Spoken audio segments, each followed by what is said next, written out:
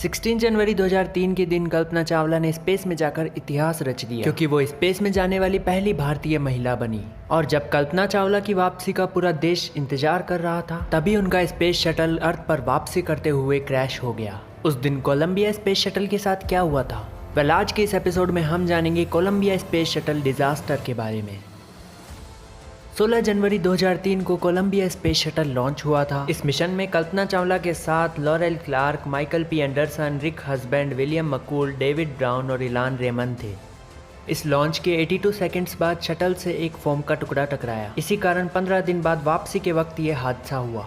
NASA के space shuttle programme manager Wayne Hale ने इस हादसे के 10 साल बाद इसके बारे में बताया।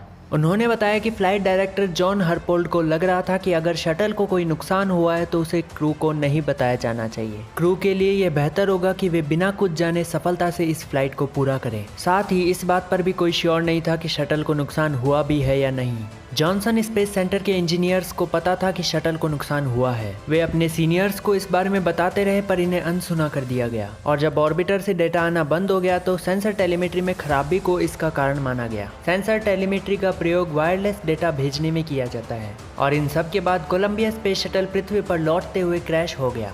इस क्रैश में कोई भी एस्ट्रोनॉट नहीं बच पाया।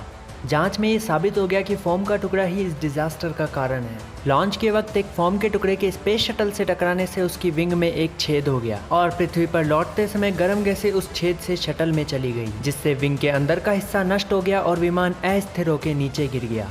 इससे पहले भी फोम एक्सटर्नल फ्यूल टैंक से निकलकर शटल से टकराया था, पर इन मिशंस में कोई भी नुकसान नहीं हुआ। नासा से वेन ही एक ऐसे शख्स थे जिन्होंने सार्वजनिक तौर पर सामने आकर इस हादसे के बारे में बताया। कोलंबिया स्पेस शटल का मलबा टेक्सास, लुइसियाना, अरकानसास में सैकड़ों मीलों तक फैला था, जिसके बाद बड़े पैमाने पर किए गए अभियान के बाद शटल के 84,000 टुकड़ों को इकट्ठा किया गया और इन्हें कैनेडी स्पेस सेंटर के व्हीकल असेंबली बिल्डिंग में स्टोर किया गया। इस हादसे में जान गंवाने वाले एस्ट्रोनॉट्स की याद में टेक्सास के हैम्पफिल में रिमेम्बरिंग कोलंबिया के नाम से म्यूजियम स्थापित किया गया। आने वाले समय में कई सारे क्रूड मिशन लॉन्च होंगे जिसमें एस्ट्रोनॉट्स की सुरक्षा को सर्वोपरि रखा जाएगा। वेल, आपको क्या लगता है कि कोलंबिया स्पेस शटल के लॉन्च में असावधानी बरतना ही इस डिजास्टर का कारण था? हमें कमेंट करके जरूर बताएं। सो आज के इस एपिसोड में बस इतना ही। मिलते हैं स्पेस और मिस्ट्री से जुड़े किसी नए एपिसोड के साथ। तब तक के लिए जय हिंद।